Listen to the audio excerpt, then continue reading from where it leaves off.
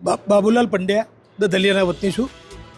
તાલુકા પંચાયતમાં ડેલિગેટની દધલિયા સીટમાં ઉમેદવાર અમે 6 હતા, એમાં હું પડ્યો હતો. અમે ભાજપના સક્રિય કાર્યકર્તા છીએ.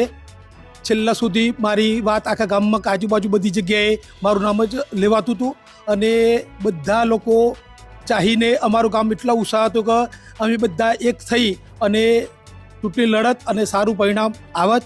પણ અમારા ગામમાં 6 જણાને મારા સુધી અમને ટિકિટ નથી આપી અને બીજા ઉમેદવાર બહારના આવ્યા છે. માટે અમે બધા માગણી એવી કરીએ છીએ કે અમારામાંથી કોઈ એક ભાઈને ટિકિટ આપો અને અમે દધાલિયાના પ્રોપર વ્યક્તિને ટિકિટ આપી તો બહુ સારું રહેશે. ઘટતું કરવા વિનંતી. હાલ જે ટિકિટ આપવામાં આવી છે કોણ છે અને શું કામ કરે? એ રાહુલભાઈ ટિન્ટોના વતની છે અને તે કોન્ટ્રાક્ટર છે પોતે. મોડાસા તાલુકા દધાલિયા સીટ નંબર 3 ઉપર અમે ઉમેદવારી કરેલ છે. ઉમેદવારમાં અમે લગભગ 6 કે 7 જણાએ અમે માગણી કરી હતી ને અમે સક્ષમ હતા બધા લડવા માટે, બરાબર ને. અમે કમનને લઈને ચાલીએ છીએ.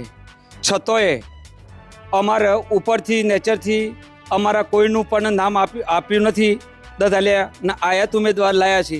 હવે અમારા આજુબાજુના 9 ગામમાં અને 7 બૂથ ઉપર નારાજગી છે ફૂલ કે ભાઈ નીચે સ્થાનિક જ ઉમેદવાર જોઈએ ને. તો કમલમમાં જગદીશભાઈ પ્રમુખ સાહેબે આપણે ત્યોતર પણ એવી જાહેરાત કરી છે કે જે વોર્ડમાં જેને પણ વોટ પડતો હોય ને જેનો વોટ હોય એને જ ટિકિટ આપી.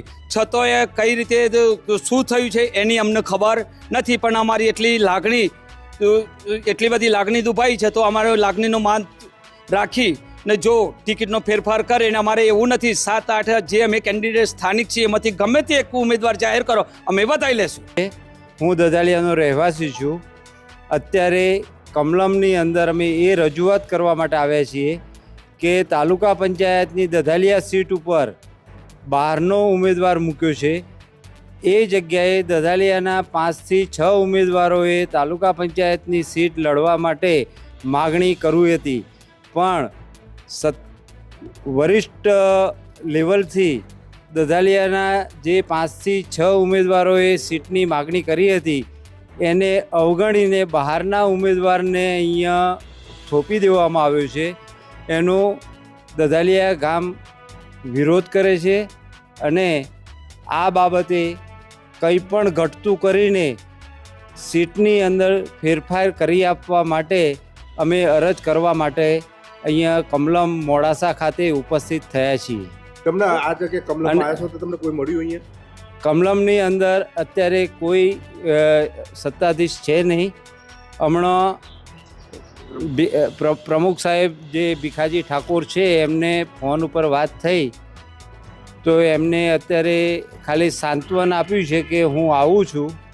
હવે આગળ ઉપર શું થાય છે એ અમને કંઈ ખબર નથી. તમારી માંગ નહીં સંતોષવામાં આવે તો તમારું શું સ્ટેપ છે? જો અમારી માંગ સંતોષવામાં ન આવે તો અત્યારે તો એક જ રજૂઆત થાય કે આ સીટ જો તાલુકા પંચાયત બીજેપીની હારી જાય કે જીતી જાય એના માટે અમે કોઈ જવાબદાર નથી એવો નિર્ણય લઈ શકાય.